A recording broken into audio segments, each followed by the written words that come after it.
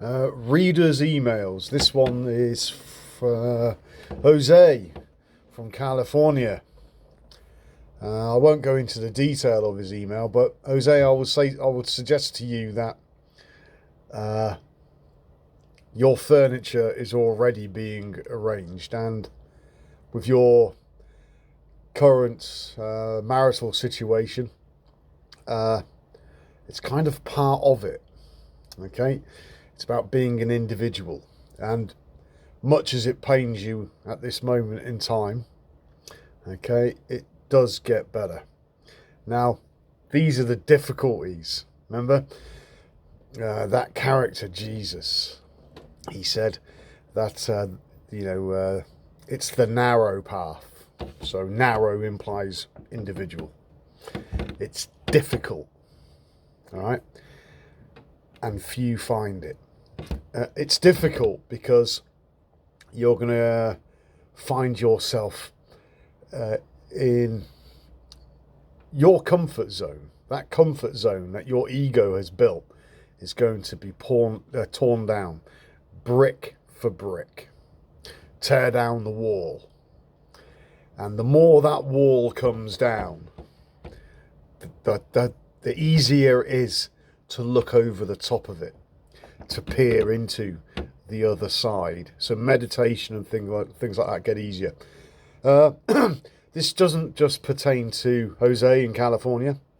This is relevant to others as well. You might find yourself leaving California. Okay, in the not too distant future. And anyone else that's in California, and if they're on the narrow path, you might find yourself moving away from California. Okay, so just be aware of that one. The Exodus is in full effect, of course, but the Exodus happens internally, but it also manifests externally. And the dispersed Jews, now a Jew is somebody, I'm talking real Jews, I'm not talking about that fake shite in Israel, the fucking head bobbing lunatics with the silly curls down the side of their head. I'm not talking about them. A real Jew is somebody who cleans his house and meditates. That is a real Jew. Okay? And a real Jew understands that he has to kill Jesus, raising the secretion to burn it off. Okay? Because a real Jew would understand this. But you'll say, yeah, but I'm a Gentile. My parents aren't Jewish. Listen. In the Jewish tradition, it is... just a moment. Hello? Come in.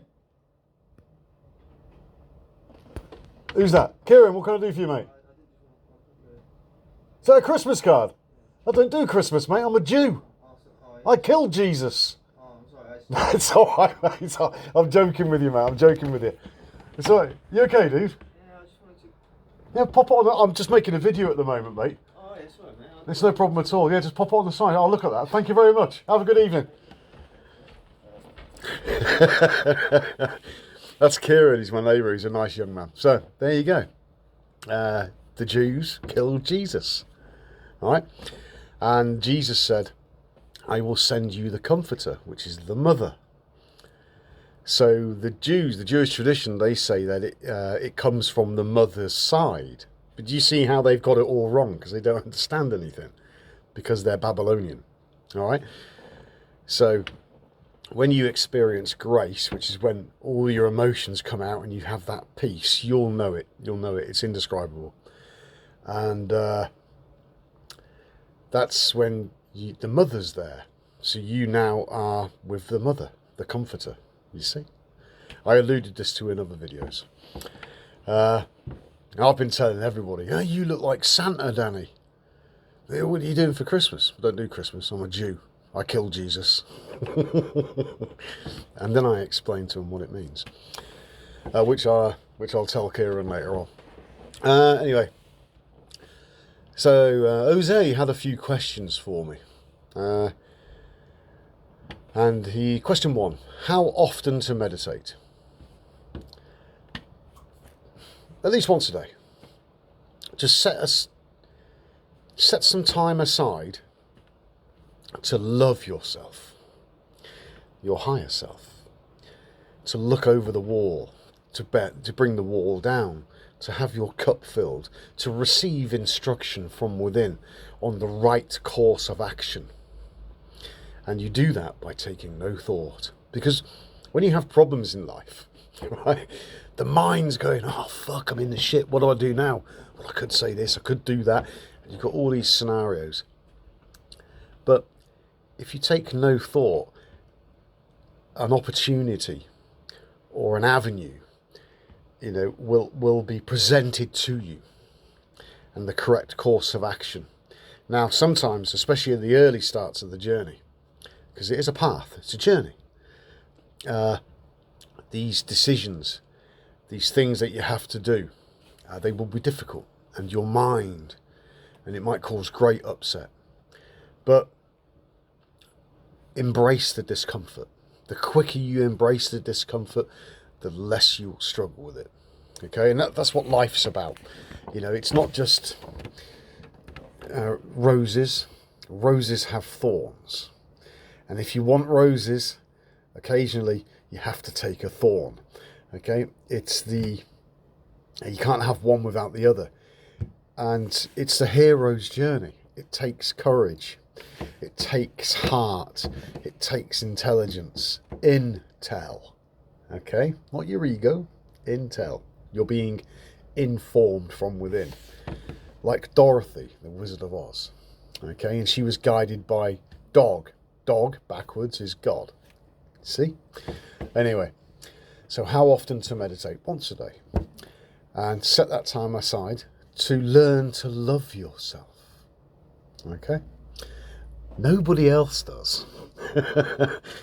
That might not be entirely true, but the love that you find within when it reveals itself makes the love of the external world seem a little bit pithy in comparison.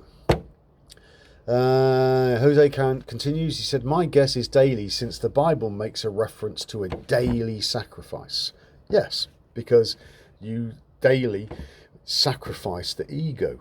You are sacrificing that story you tell yourself. You are putting it on pause. Oh, bloody lights. Let there be lights. There you go. Do you ever miss a day? Oh yeah. Yeah, I do. I've missed weeks, and I was like, oh shit, I've got to meditate, I've got to make the time. But you get to a certain place where everything's going really well, and then you just kind of stop, and because you're having a good time, and then it all starts going wrong, and it's like a little reminder. Oh fuck, I've got to go and do my tithe, my charity, okay, which is meditation. So do you ever miss a day? Yeah, quite frequently actually. But I'm at the stage now where even just sitting down, if I'm watching a video, I'll just pause the video. The lights are off. I'll just shut my eyes and I'm away. I don't know what happens when I'm away. Where do you go when you sleep? But I'm still aware. I'm still conscious. It's not sleep. It's between the two. Okay? It's like the halfway house. Does it impact your progress when you do? Right, okay. There's a story of King David. His name was King Dode, or Daud in Hebrew. And that means beloved. And King David, he would commune with his father daily. And then he forgot, and for a period of 40 years, I think it was 40 odd years, he didn't meditate. He forgot. This is just a symbolic story. But the father never bothered him. It's like, the son leaves home and the son's out in the world and he's doing what he does. And then after 40 years, oh fuck, I forgot about me dad, and went back and meditated. So the father's always there. And King David is symbolic of higher consciousness. And he's known, and subsequently will always be loved. But the love of the Father, symbolically speaking, will allow you free will. If you want to meditate, meditate. But I will add this. The character Jesus said, seek first the kingdom. So you seek it first. Okay. King David already had it. Okay. And then he went away and just forgot about the Father. Well, he didn't forget, he just didn't meditate anymore. But then I need to go back, and so he started to meditate again. But he was already an enlightened being. So the people that haven't had this internal experience yet, daily, I would encourage you to chuck your chips in. Just lock down, social distance, go within, and meditate until you found the kingdom. That's what I would suggest to people. In this country, in the UK, the government's talking a little shite again as usual, but they're suggesting another lockdown, and I suspect it'll probably be from Boxing Day, 6 weeks to the middle of February. Because I've been saying to the guys at work, yep, see you in the middle of February. Oh no, we're back on the 4th of Jan. Nah, it's gonna be another lockdown. So if there is, then take that opportunity. Go within and keep meditating. Just sit there and be. No TV, no phone, nothing. Lock down. Get it? So you can take your mask off and discover who you really are. Now,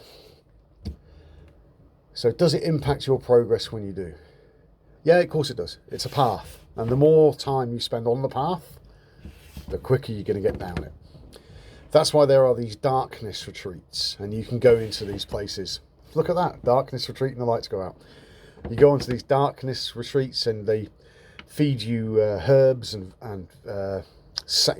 vegetables and fruit and structured water. And you're in there for a week. Some people do it for 3 weeks, and it's in complete darkness. And there's nothing to do but have mortal combat with your mind, wrestle with God.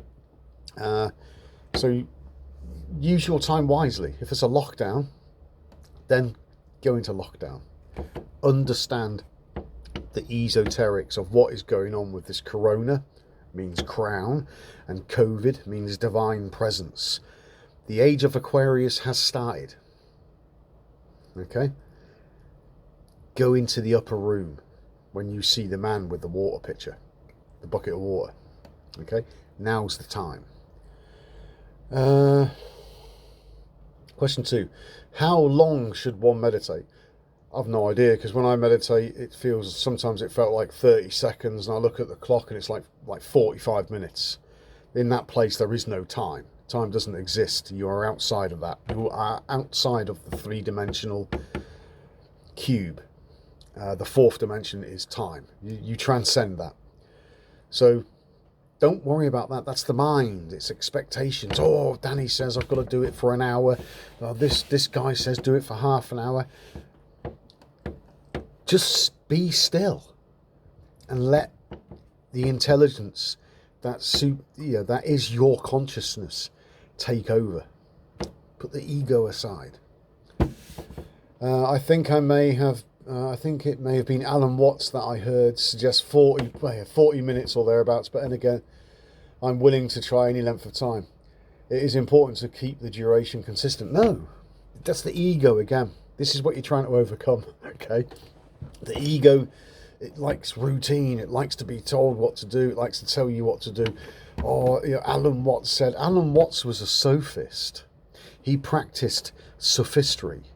He was sophistry is Sophia, which is Greek, which means wisdom. So he had wisdom, but did he have the experience? There is a major difference between the two. One of them is somebody who writes books, reads books. These are book mystics. You don't need books. You could read the book. Okay, don't read it to understand it. Just read the book and then keep cleaning your house and keep going within. It will reveal itself to you. And because you've read the Bible, as it reveals itself to you, the stories will make sense. Everything starts to make sense. Then comes the order out of the chaos. Okay. Right. Do you start small and work your way up? Again, it's the ego. Now, I'm not being critical here. I'm just saying how it is. That's how the mind is. Okay. Sit still. Sit comfortably. Shut your eyes. And the instruction from Jesus was take no thought. When you take something, you're taking ownership of it. So if the ego was to say something like, "Oh, you've got to get your hair cut tomorrow," and then you're like, "Oh, right, yeah. Now which barber shall I use? Shall I go to that one there, or shall I make an appointment, or shall I just go there and see if I can get a seat?" And next thing you know, you've gone from getting your hair cut to getting your car polished, mowing the back garden, because that's what the mind does. It just goes on and on and on. Fucking thing. It's just a babbling monkey. And this is what you're trying to overcome. So when a thought comes in, don't take it, because it's trying to lure you. It's trying to take you away from the meditation. So it will come with a thought. Don't take it. Don't own it. Just watch it.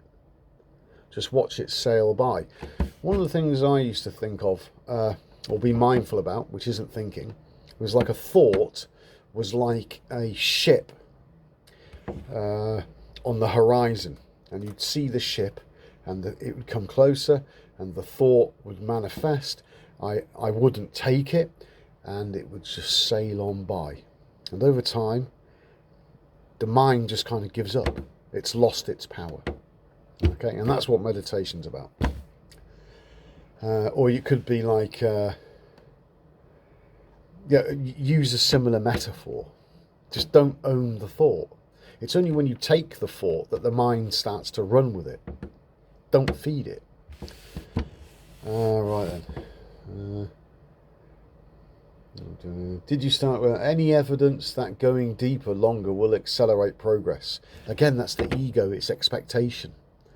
These are thoughts, and you're going to go into meditation expecting something. Don't expect anything. This is taken care of by a conscious intelligence. That is not the story that you tell yourself. It's not the ego. Okay? So it happens when it happens. And Jesus spoke, he said, what was the words he used? Try and get this right. Blessed are those that... Blessed are those that receive on the second or third watch. Okay, and that's not the second or third meditation. We're talking about months, because you've got the sacred secretion which gets released and goes down, and if you're meditating daily, you're watching it. So the first watch is first month. The second watch is the second month, and the third watch is the third month. So blessed are those that receive on the second or third month. Okay, so those are the blessed ones. Okay, why it happened to me, I've no idea. Spontaneous out the blue. What the fuck was that? Right? But for those that haven't had that experience, then they're going to have to work at it. And I suppose that's why I'm here telling you how it all works. So that doesn't make me any special at all. It makes you special. Jesus called the people that followed him, he called them his brothers and sisters, which would indicate equality, equity. Nobody's higher than the other. Brothers and sisters from the same mother and father, all with the same gifts, all with the same standing. Okay, so nobody. It's all about equity. Right, before I digress. Yeah, so you have to overcome the mind, and that's why you meditate, to overcome the mind, and the mind will be getting in the way. But when you recognise that your mind's getting in the way, that's progress. Because you're recognising that the mind is actually the pain in your ass. Is it not so?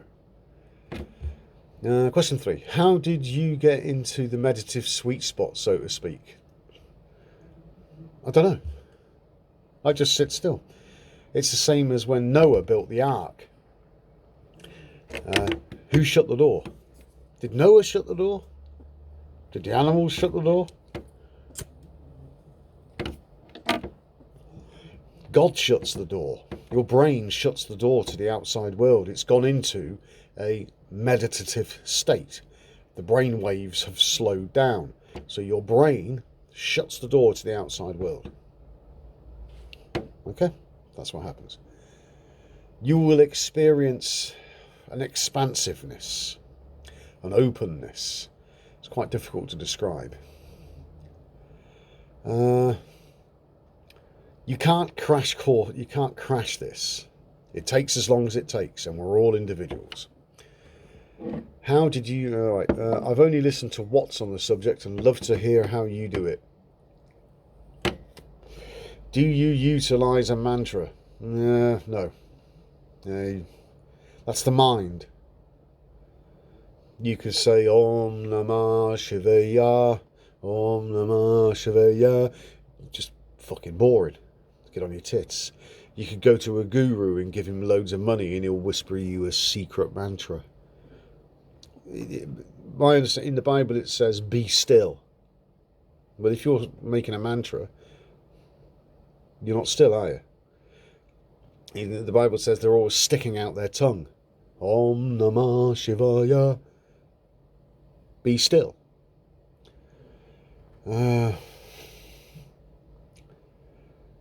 Perhaps you should do a video on your method or suggest one. I don't have a method. But, you know, I just...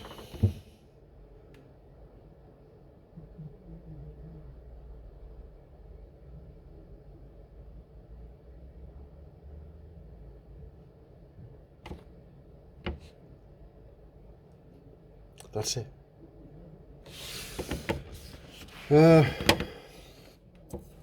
There are some things that can help. I'll do another video. One of them is like supercharging your blood. Putting loads of oxygen in there to power up the brain. Give the brain a big hit.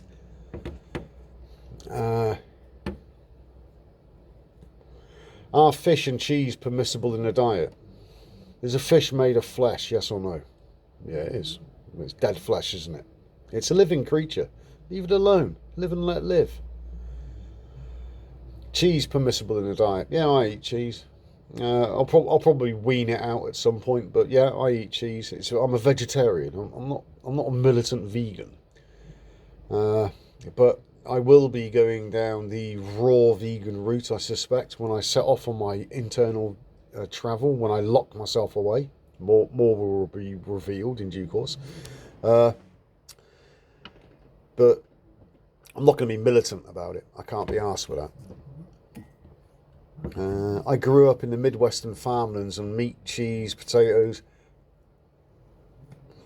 But I feel like now it's time to go all or nothing. Yeah, all or nothing. You're either in or you're out. No fences. You're either hot or you're cold. But if you're lukewarm, you get spewed out. If necessary, I will skip the fish and cheese and go all fruit, veg, granola, yogurt. Well, yogurt's milk. It's cheese, isn't it? It's just... Right. I grew up in the Midwestern farmlands, and yeah, so... Everyone grew up with meat. It's got nothing to do with the Midwestern farmlands. So stop attaching yourself to a geographic location. It's not who you are. Okay? You're not American. You know, you're not Californian. You're bigger than all of that. Okay? And that's what gets revealed in meditation. It sounds like I'm busting your balls, Jose, but I'm not. I'm not. It's just my character. Anything else you can add is deeply appreciated, and many thanks for making the videos. I'll miss them when you go off on the next step of your journey. Hopefully that won't be for too long, and maybe you can throw us a pearl of wisdom here and there. Thanks, Danny. You're a good soul, and I enjoy listening to you. Yeah. Right. A good soul or a bad soul, again, that's the ego, it's the judgment, but it's okay, it's fine. But it's higher consciousness that decides what's good or evil. And if you've shifted that energy up here, it's gone up your spine, okay? Yea, as I walk in the valley in the shadow of death, I fear no evil, because I am guided by your rod and protected by your staff. So a rod, a staff. That's the upright Kundalini. And the Jews are upright. They are upright. They've had a pole shift. They are upright. Okay? So, that is what determines good. So it's not about anything I do. Okay? I'm not a virtue signalling tosspot. There's too much of that. Oh, I'm nice. It's virtue signalling. I would rather somebody was an asshole. At least they'd have a little bit more character about them, a little bit more flavour. I've had one email. Yeah, you're a womanizer. Because I was a bit wild when I was married and I committed adultery and all the rest of it. And why did you do that? Because I like girls. Why else would men do that? And it wasn't just me. It takes two to tango. The girls were doing it as well. So, but that's the past. But this individual was using it to try and paint me in a bad light, and to prove his own righteousness. Well, really, he's just a virtue signalling prick, isn't he? So, let's not go down that road. Can't stand it. It's vomit inducing. So it's to be good or evil is about raising the energy. You've heard the term a mortal coil. Well, if you're mortal coil, that's the Kundalini energy. When it's coiled up and it's at the bottom of your spine where it lives, when it's coiled up, that's the mortal coil. It's mortal. It gets extinguished at death. But if you've raised it, then it's an upright staff that guides you. Simple. Upright. Energy here. Good. Mortal. Coiled Kundalini. Evil. Now, I don't make the rules. Okay? And that's how the universe judges. That's it. It isn't about, he's a bad person because he stole this and he was married to her but fucked all those girls. And it isn't about any of that. That's the ego. That's low consciousness. That's just life. Right. So, I am sorry. Your name's Jerry, and I've been calling you. You're from San Jose, and your name's Jerry. Right, Jerry. I hope that helps. I'm sorry for calling you Jose. It's a difficult path, and this applies to others that are listening, because I'm speaking to individuals as well. But it's a difficult path. Right, the next email. But don't be put off by that. Life's difficult. Look at your life experience, the story that you tell yourself, and all the difficulties you've had in it. You've got through them. But that was outside. But now you're going inside. Now you're going into mortal combat, to become immortal, because consciousness cannot die. It's there at the beginning and it's there at the end. The Alpha and the Omega. The Greek alphabet. It's the first and last letters. And Jesus said, I am the Alpha and the Omega. So it's consciousness. It's in the beginning and at the end, indicating your individual life. And if the ego intellect doesn't realise the higher self and raise that energy, then you've used his name in vain. His name, the DNA. You've got this temple. It's time to go into the temple. It's time to give the sacrifice in the temple. You see? Right, and I had one. It's quite a long one. I haven't read this one yet. In fact, I have read that one.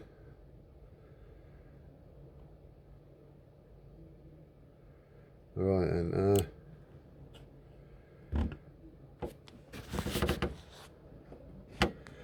Right. Catherine.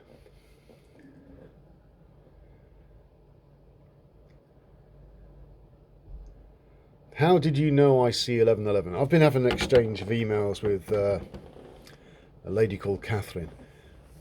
So she says, she asks, how did you know I see 1111? Does raising the Kundalini make you psychic or something? You raise that energy, it goes to your pineal gland. That's the all-seeing eye. Okay? And you'll know. You'll just know. But you only know things when you know nothing. Okay? The reason I ask is I went for a reading a couple of months back, and I ended up sitting with the guy discussing his Kundalini experience for a couple of hours. He said it completely changed his life and now can talk to spirits, etc. Yeah, that's called divination, and in the Bible it says stay away from that. And also because there are spirits, but you want to be talking to the great spirit, okay?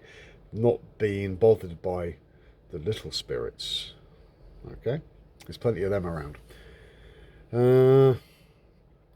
That's not my aim. I just hate living in this world. I can hardly relate to anyone anymore. Yeah, sister.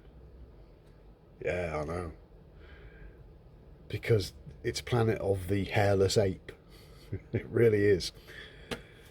That's been a gradual thing over a few years. Right enough, not just this year. All my friends were more concerned about not getting their eyebrows done when we went into lockdown, and now getting ready to roll their sleeves up to go back to normal. And I want to go and live in my van and be a happy hippie, or a mad hippie. Well, Catherine, I'm building a van. I've got a 7.5 ton removals lorry that I am slowly fixing up, and it will be on the road at some point. And I intend to go to somewhere warm, Spain, Portugal, Morocco, and I want to park up in the middle of fucking nowhere and just love myself, meditate, and just be at peace. That's all I want to do. And at some point, and I'll do that until I get the call to do what you will all be doing if you take this job on. Okay? And I'll allude to that perhaps later. Not just now. It's just a bit too early. And Catherine writes, sorry for the rant. You can tell I have no one to talk to. Oh, you do. You're not alone. You're all one. You go into that upper room, you connect with higher, and when you become known, you will never be lonely again. Ever. In fact, you will enjoy the solitude. Okay? The soul, sun, the sun of consciousness, the light of consciousness. You will enjoy it. And you will enjoy company with other souls that are on the same path. Nikki's one, and Nikki's very, very exuberant, but also very peaceful. And I could sit with Nikki for hours, and she doesn't talk, and it's me talking.